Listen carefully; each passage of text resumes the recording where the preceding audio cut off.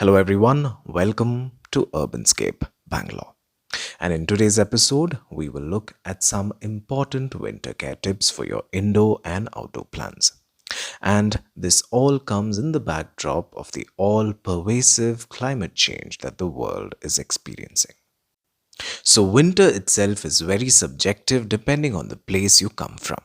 For some places, there is no winter at all. For some, the winters are not during the typical Novembers and Decembers. And for some, winters mean snow and freezing temperature. So let's just assume that you experience a winter that is cold enough for you to grab a sweater, and from there you can fine tune these tips depending on the zones you belong to. Now, in my city, we have a different problem altogether lately. And many do attribute this to climate change, and that is the non stop rains we've been receiving. Now, water along with cold is bad news for plants due to the low rate of evaporation that only means more water stagnation. The rains have been so incessant this year that I can literally count the days I watered my plants after the onset of the monsoon months. So, with a little background, let's look at some winter care tips. Sunlight. Now, indoor plants are more susceptible to this factor due to the reduced level of light during winters due to the positioning of the sun in comparison to the summer months. So, what I do is that when I see my plants have leaves yellowing, turning brown, or shedding, I bring them to a more brighter location in the home, preferably the south or the west. And it would be advisable to keep these struggling plants as close to the window as possible.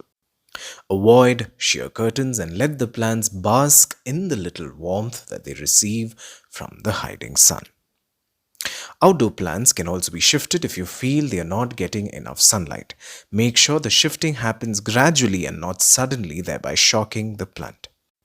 So now when you see the first signs of leaf change, for example with this pothos that was in the north facing side, I noticed pale leaves as the first sign of stress. Then I saw some leaves drying out. So when you see these first few signs of stress, shift the plant and don't wait for heavy shedding. Watering.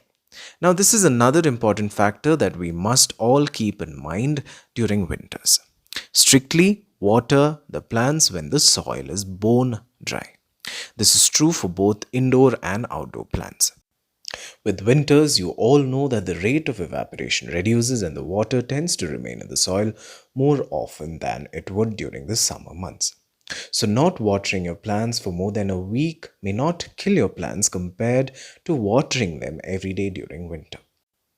Again, never assume that all your plants are the same. Some plants like the snake plant of mine hasn't been watered for more than 3 weeks, but the syngonium needed watering every 2 or 1 week depending on the soil dryness. So take a call only looking at the soil wetness by poking your finger inside. Fertilizer. Now, most plants have a tendency to go dormant during the winter months to conserve energy to grow more vigorously during the summer months. And some plants do well and flourish better during winters.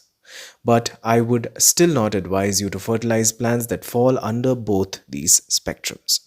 Because the winter flourishers may have used all the fertilizing during the summer months to put up a show during winter and are in no mood to eat further.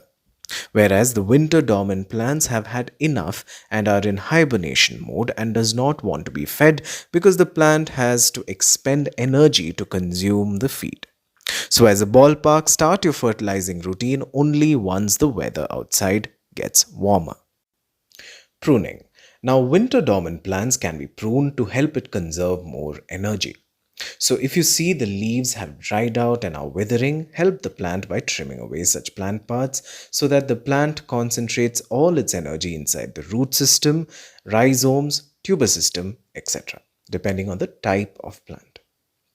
Pests. Now, pests we all know are opportunists, and winter is the right time to attack some plants because they know they are the weakest at this point. The lack of sunlight is a contributing factor here. So don't let go of your neem oil pesticide routine, keep it up and annihilate these opportunists. Repotting. Ideally, it is understood that repotting must be avoided as much as you can during winters, but this is not always true for all plants. Some plants don't mind being repotted during winter unless and until you experience snow and frost like condition. So pick and choose your plants for repotting, and the more native hardy plants can do a lot better here. Mulching. Now, mulching can be done in places that receive snow. Mulch with bark pieces or heaps of compost to retain the heat for plants that will be covered by snow in such zones. Propagation. It is advised that you don't propagate plants when it's cold outside, but again, it depends on your place and the amount of sunlight you receive during winters. I have propagated a lot of plants during winters and they've just worked fine. So, the mantra here is what works for you works for you. So, my dear plant parents, winter can be harsh on our plants, but the very fact that we are there to give them a helping hand during these tough times is more assuring than not doing anything at all. So, with this, we've come to the end of yet another episode of Urbanscape Bangalore, and I really hope you've enjoyed this particular winter program. Additionally, you can follow me on Instagram and Facebook. The links are given below. And always remember, to grow slow is to grow well. Thank you for watching, and until we meet again, a very warm goodbye.